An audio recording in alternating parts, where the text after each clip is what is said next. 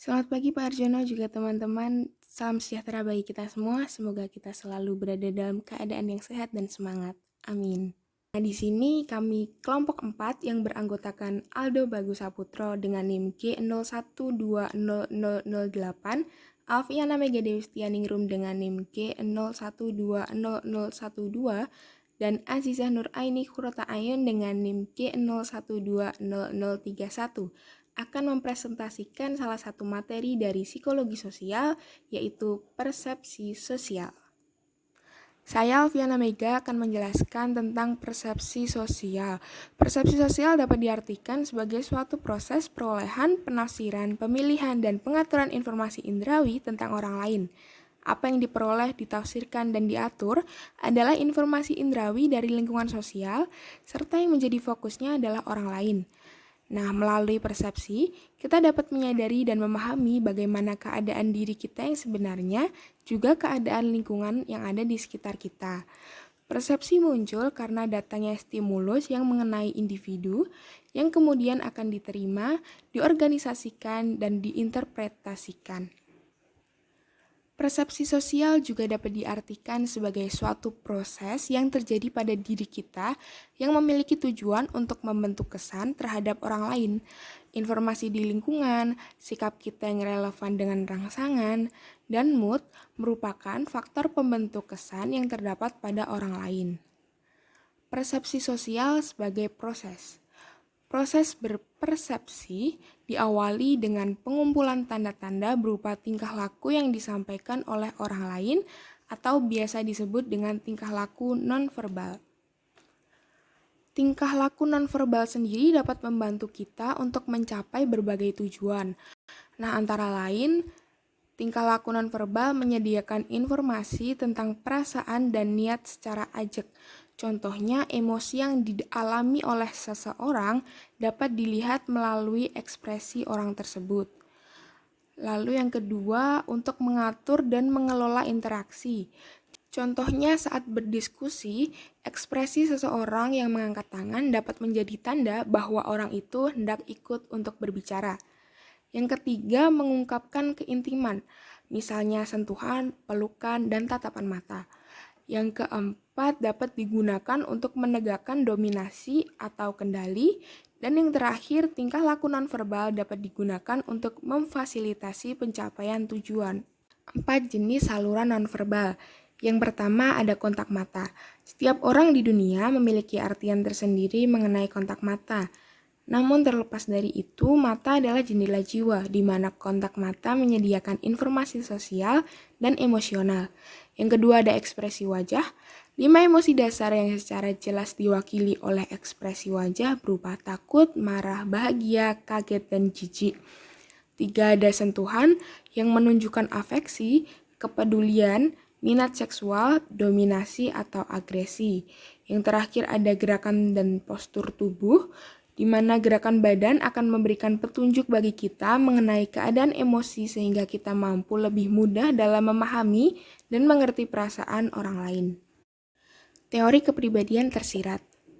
Teori ini digunakan untuk mengerti penjelasan bagaimana seseorang dapat mengenali dan memahami orang lain. Menurut Hoffman pada tahun 1986, terdapat orang yang fasih dalam dua bahasa, tetapi memberikan persepsi yang berbeda terhadap orang yang sama. Nah, ternyata hal itu dia lihat dari bahasa apa yang mereka gunakan. Beberapa sifat yang pernah dipersepsikan di masa lalu biasanya akan terbawa hingga masa depan. Menurut Higgins, pada tahun 1977, sifat-sifat lain dapat dimunculkan melalui priming, yaitu sebuah proses mengakses sifat khusus melalui pengalaman yang terjadi saat ini. Sebagai contoh, terdapat 2 orang yang mengingat kata positif dan negatif, kemudian mereka diperlihatkan sebuah paragraf yang ambigu tentang suatu karakter. Nah, maka seseorang yang mengingat kata positif akan membentuk kesan positif. Begitupun sebaliknya, seseorang yang mengingat kata negatif akan membentuk sebuah kesan negatif. Saya, Aziza, dengan NIM G01200031 akan menjelaskan mengenai bias-bias dalam persepsi sosial. Kecenderungan dalam menilai orang lain dari kesan pertama merupakan suatu bias karena hal ini tidak didasari dengan sesuatu yang informatif. Nah, bias-bias ini dapat dibagi menjadi 4. Yang pertama ada efek halo. Efek halo ini berarti menganggap orang lain baik dari kesan pertama yang baik. Kebalikan dari efek halo ada negativitas. Negativitas ini menganggap orang lain buruk dari kesan pertama yang buruk. Nah, dalam kehidupan sehari-hari, seringkali kita menilai orang dari apa yang dia lakukan di hadapan kita. Misalnya nih, ketika sedang rapat dan rapat itu sudah berlangsung selama 1 jam. Tiba-tiba ada orang yang baru datang dan terburu-buru untuk segera duduk. Kemudian dia mencari-cari suatu barang dan mengeluarkan semua barang di dalam tasnya, kemudian memasukkannya kembali ke dalam tasnya. Nah, kita sebagai manusia biasa pasti akan berpikir bahwa orang ini orang yang berantakan dan tidak dapat mengatur hidupnya dengan baik. Padahal belum tentu seperti itu, bisa jadi dia mempunyai alasan yang lain. Selain efek halo dan negativitas itu ada juga bias korespondensi. Nah, bias korespondensi ini memiliki arti fenomena yang ditandai oleh kecenderungan kurang memperhatikan faktor penyebab eksternal. Dalam psikologi sosial, bias korespondensi ini merujuk pada kesalahan atribusi fundamental, yaitu kecenderungan untuk mempersepsikan orang lain seperti yang ditampilkan oleh orang tersebut. Hal ini karena sifat-sifat yang mereka miliki. Misalnya nih, ada orang yang menampilkan tingkah laku baik pada waktu tertentu, cenderung akan dinilai sebagai orang yang baik. Padahal, hal itu juga belum tentu seperti itu karena kita hanya melihat saat itu juga tanpa mempertimbangkan faktor-faktor eksternal yang lain yang mungkin menjadi orang itu untuk menunjukkan sikap baiknya. Dan yang terakhir ada in-group bias. In-group bias ini dapat diartikan bahwa kita cenderung akan menyukai orang-orang yang berada dalam kelompok kita sendiri dibandingkan dengan anggota kelompok lain. Selanjutnya mengenai ciri persepsi sosial. Yang pertama, adanya keterkaitan pada interaksi sosial yang berpola. Hubungan timbal balik dan saling mempengaruhi antara satu individu dengan individu yang lain, atau satu kelompok dengan kelompok yang lain, dan satu individu dengan kelompok itu disebut juga dengan interrelasi sosial. Terbentuknya proses bermasyarakat disebabkan karena adanya interaksi sosial ini yang terjadi. Oleh karena itu, interrelasi sosial yang membentuk sebuah pola sangat dibutuhkan demi meminimalisir konflik dalam suatu masyarakat. Dan juga hal ini dapat meningkatkan hubungan bermasyarakat yang lebih teratur. Nah, yang kedua ada memiliki kepentingan yang luas. Antar individu, antar kelompok, maupun antar masyarakat, mereka pasti memiliki kepentingan, baik kepentingan yang sifatnya sama maupun berbeda. Kepentingan yang mereka miliki ini dapat menimbulkan berbagai macam konflik. Selanjutnya adanya perbedaan di antara individu yang satu dengan yang lain. Kebudayaan Indonesia yang beragam, lembaga sosial yang dimiliki tiap daerah, ini juga memberikan efek kepada kehidupan bermasyarakat. Kemudian ada kekuasaan dan wewenang. Dalam setiap pemerintahan di suatu daerah pasti memiliki kebijakan yang berbeda-beda. Masyarakat yang berdomisili di masing-masing daerah cenderung akan memiliki pola pikir dan kebiasaan yang berbeda. Nah, hal ini juga memunculkan persepsi yang berbeda pula dari setiap individu. Kemudian yang terakhir ada stratifikasi sosial. Adanya lapisan sosial dalam masyarakat yang cenderung mencolok, memunculkan adanya sekat di antara masyarakat.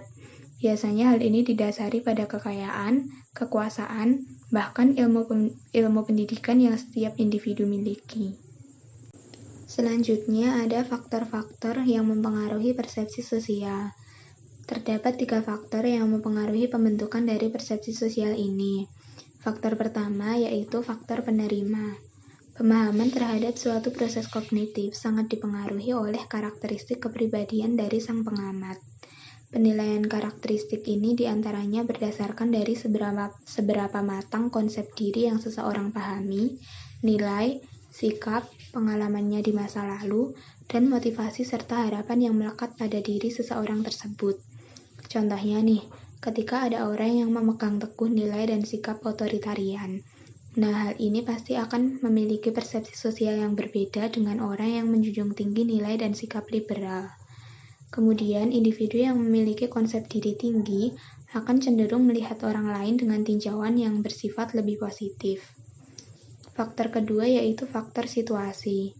Secara natural dalam penentuan persepsi, seseorang akan lebih memusatkan perhatiannya pada objek yang dianggap lebih digemari banyak orang. Hal tersebut dapat disebut dengan seleksi informasi tentang keberadaan suatu objek, baik fisik maupun sosial.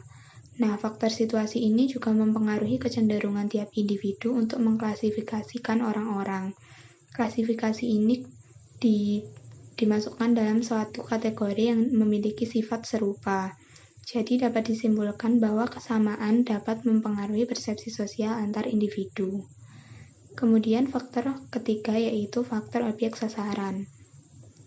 Ada beberapa ciri yang dapat menimbulkan kesan pada target. Misalnya keunikan sang target. Nah, keunikan ini menyebabkan orang lain akan merasa tertarik untuk memusatkan perhatiannya pada orang ini. Selanjutnya ada juga kekontrasan. Saat seseorang memiliki karakteristik yang berbeda dan terlihat sangat mencolok dalam suatu lingkungan, maka akan lebih mudah untuk memunculkan persepsi kepada orang lain. Nah, ciri ketiga yaitu ukuran dan intensitas objek. Misalnya, seorang kembang desa duduk di antara gadis-gadis pada umumnya. Ciri terakhir ada kekompakan, objek dengan latar belakang sosial dari orang lain sehingga kecenderungan klasifikasi dilakukan berdasarkan ciri-ciri yang sama. Assalamualaikum warahmatullahi wabarakatuh. Selamat pagi Pak Arjono dan teman-teman semua. Perkenalkan, nama saya Aldo Bagus Saputro dengan NIM G0120008. Nah, untuk pertama saya akan menjelaskan mengenai proses terjadinya persepsi sosial. Jadi, persepsi sosial merupakan suatu proses yang berlangsung pada diri kita untuk mengevaluasi dan memahami orang lain sesuai sudut pandang yang kita miliki. Proses ini akan menunjukkan kepada kita bagaimana kesan yang kita terima dari orang lain. Kita akan membentuk sebuah kesan sesuai dengan informasi yang ada di lingkungan tersebut. Pengalaman yang pernah kita alami bersama objek, juga mood yang sedang kita rasakan pada saat itu. Proses munculnya persepsi sosial itu diawali dengan pengenalan terhadap tanda-tanda nonverbal yang ditampilkan sang objek. Dari informasi nonverbal yang ditampilkan sang objek, kita akan mulai mengira-ngira apa yang sedang dirasakan dan dipikirkan sang objek. Kemudian, ungkapan verbal datang untuk melengkapi kesimpulan yang kita buat berdasarkan tanda nonverbal tadi. Setelah itu, terbentuklah kesan kita terhadap sang objek. Apakah dia yang ramah, judes, cerdas, pemalas, pemarah, ataupun pelit. Jadi kesan-kesan itu muncul karena adanya perbandingan yang kita buat. Mohon maaf jika penyebutan saya salah, itu pernah mengungkapkan bahwa orang yang memiliki persepsi terhadap sifat-sifat dalam suatu hubungan satu sama lain, sehingga sifat-sifat tersebut dipahami sebagai bagian yang terintegrasi dengan kepribadian orang-orang yang memilikinya. Sekali kita membentuk kesan terhadap orang lain, kecenderungannya akan sulit untuk kita mengubahnya bahkan jika kita menemukan fakta yang bertentangan dengan kesan pertama kita. Jadi bisa dibilang kesan pertama itu adalah sesuatu hal yang sangat kuat dan sangat penting. Karena ketika seseorang sudah memiliki kesan pertama terhadap suatu objek atau suatu orang, maka kesan tersebut akan sulit untuk hilang gitu. Apa yang ditunjukkan oleh orang secara fisik akan sangat mempengaruhi cara kita dalam menilai aspek psikologisnya. Walaupun persepsi tidak dapat menunjukkan bagaimana pemahaman kita terhadap orang lain secara menyeluruh. Namun, orang-orang yang cenderung tetap mempertahankannya sebab kita membutuhkan petunjuk tentang siapa dan seperti apa yang kita sedang hadapi.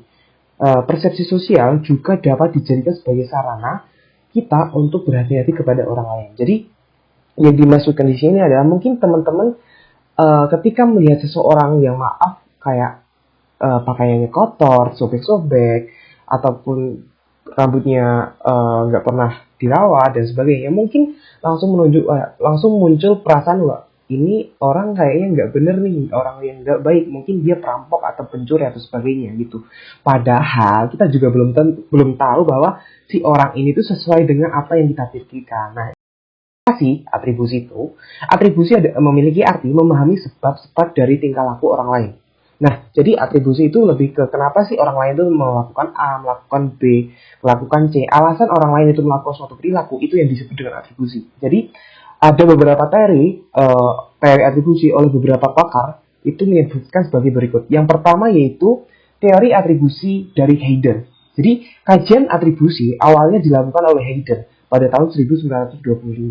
Psikolog Gestalt mencoba untuk mengenali prinsip-prinsip yang mengatur bagaimana pikiran membuat penyimpulan tentang dunia dari dunia data indrawi.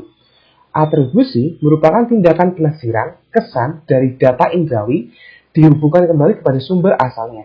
Misalnya, ketika seseorang mendapatkan kesan warna merah dari sebuah benda, maka seseorang tersebut menyimpulkan bahwa benda itu berwarna merah. Nah, dari hal itu dijabarkan di atas dapat dikatakan bahwa atribusi merupakan analisis kausal, yaitu penafsiran terhadap sebab-sebab dari mengapa fenomen menampilkan gejala tertentu. Heider juga dikenal sebagai bapak atribusi, karena percaya bahwa orang seperti ilmuwan amatir berusaha untuk mengerti tingkah laku orang lain dengan mengumpulkan dan memadukan potongan-potongan informasi sampai mereka tiba pada suatu penjelasan masuk akal tentang sebab-sebab orang lain bertingkah laku tertentu. Heider menggambarkan dalam buku The Psychology of Interpersonal Relation mengenai Nice Theory of Action, yaitu kerangka kerja konseptual yang digunakan orang untuk menafsirkan, menjelaskan, dan meramalkan tingkah laku orang lain. Namun Heider juga mengadopsi teori Lewin yang membuat perbedaan antara penyebab pribadi dan situasi, serta menyatakan bahwa orang yang menggunakan perbedaan ini dalam menjelaskan tingkah laku.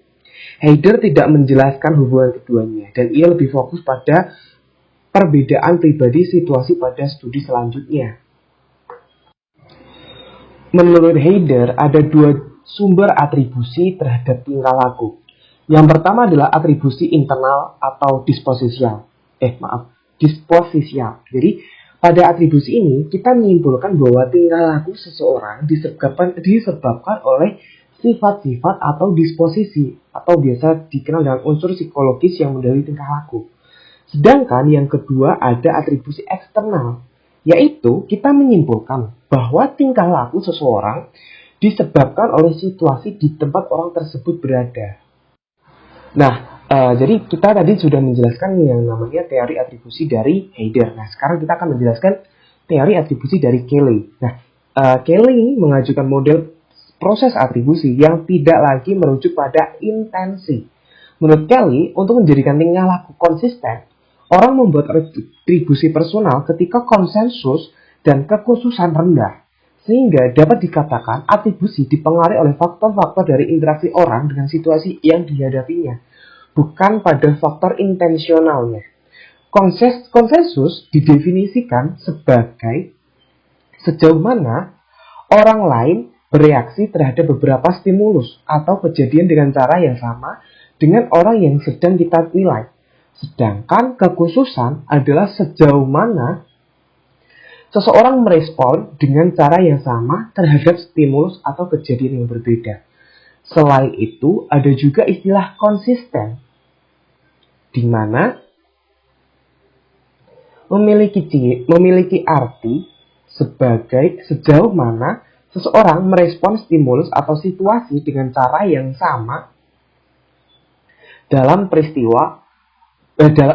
berbagai peristiwa. Jadi misalnya di tempat dan waktu yang berbeda, namun cara meresponnya itu sama. Mungkin teman-teman masih bingung ya perbedaannya. Jadi gini, sebagai contoh kita akan diminta menilai mengapa seseorang yang tidak kita kenal mencela sebuah film yang diperlihatkan padanya. Jika kita tahu ada orang lain yang tidak menilai jelek film itu, dan kita tahu bahwa di masa lalunya orang tersebut sering mencela film, maka ia akan membuat atribusi personal. Misalnya dengan mengatakan bahwa orang tersebut memiliki standar yang cukup tinggi dalam perfilman atau memiliki kecenderungan negatifistik. Seperti itu. Dan yang terakhir, subbab terakhir mengenai manajemen kesan. Masing-masing individu pasti selalu ingin untuk memberikan kesan terbaik kepada semua orang, terutama pada pertemuan pertama. Hal inilah yang dinamakan impression management atau disebut dengan manajemen kesan. Jadi Yang pertama yaitu kita akan membahas tentang strategi manajemen kesan. Strategi manajemen kesan dapat digolongkan ke dalam dua kategori besar, yaitu self-enhancement and other enhancement. Self-enhancement merupakan upaya untuk menambah daya tarik diri pada orang lain. Hal ini meliputi berbagai strategi khusus dalam upaya meningkatkan penampilan fisik maupun penampilan profesional. Penampilan fisik itu berkaitan dengan daya tarik secara fisiknya. Jadi misal hidungnya mancung atau dia punya kulit putih atau sebagainya seperti itu. Nah, terus penampilan profesional itu berkaitan dengan perawatan diri, pakaian yang pantas dan juga kebersihan diri. Selain itu, cara yang dilakukan untuk membentuk manajemen kesan melalui kategori ini adalah dengan melakukan cara untuk membuat kita terlihat berkompeten. Misalnya nih, dengan menceritakan pencapaian masa lalu dan menggambarkan kualitas diri yang positif kepada orang lain. Nah, ini kategori kedua adalah other enhancement, yang merupakan usaha untuk membuat orang yang dituju merasa nyaman dengan menggunakan berbagai cara. Dalam hal ini, masing-masing individu itu memanfaatkan berbagai macam strategi untuk menimbulkan suasana hati dan reaksi yang positif kepada orang yang dituju.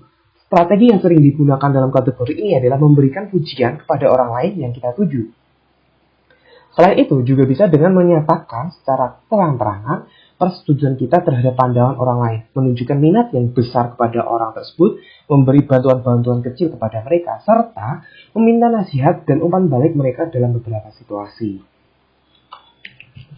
Selanjutnya kita akan membahas mengenai pemanfaatan manajemen kesan. Hampir semua orang pasti melakukan cara-cara yang sudah dijelaskan di atas pada beberapa situasi. Pertanyaannya, apakah cara-cara tersebut berhasil? Nah, pasti banyak hal yang orang yang bertanya seperti itu kan. Beberapa literatur itu menyatakan bahwa cara tersebut memang berhasil digunakan. Misalnya kita wawancara kerja.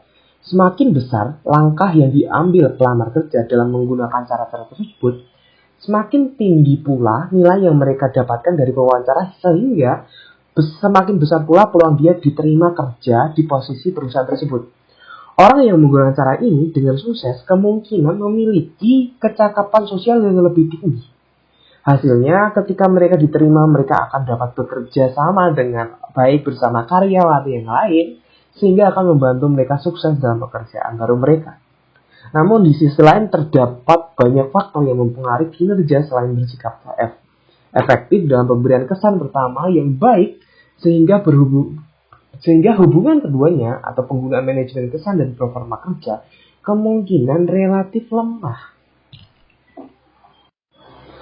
Oke, dan terakhir kita akan membahas tentang alasan melakukan manajemen kesan. Jadi mungkin teman-teman pada nanya, kenapa sih kita harus melakukan manajemen kesan? Apa nih pentingnya? Nah, ini akan kita bahas di sini. Jadi alasan utama seseorang melakukan manajemen kesan adalah untuk meningkatkan reaksi orang lain terhadap mereka. Namun, pada beberapa peneliti menunjukkan terdapat beberapa alasan lain, misalnya untuk menentukan suasana hati orang lain terlibat dalam proses tersebut. Contohnya adalah upaya untuk melihat ceria, bahagia, dan menyenangkan. Mungkin menghasilkan peningkatan perasaan seperti itu. Nah, dengan kata lain, ketika seseorang tampak bahagia dan ceria, kemungkinan orang yang telah mendorong timbulnya perasaan semacam itu. Hampir semua orang pernah mengalami merasa lebih bahagia dan lebih positif setelah melakukan upaya spesial untuk meningkatkan penampilan mereka. Terima kasih atas perhatian dari teman-teman semuanya. Sekali kita membentuk kesan terhadap orang lain, kecenderungannya akan sulit untuk kita mengubahnya. Bahkan jika kita menemukan fakta yang bertentangan dengan kesan pertama kita. Baik, untuk pertanyaan, kritik maupun saran dapat disampaikan melalui WA Grup Psikologi Sosial. Terima kasih.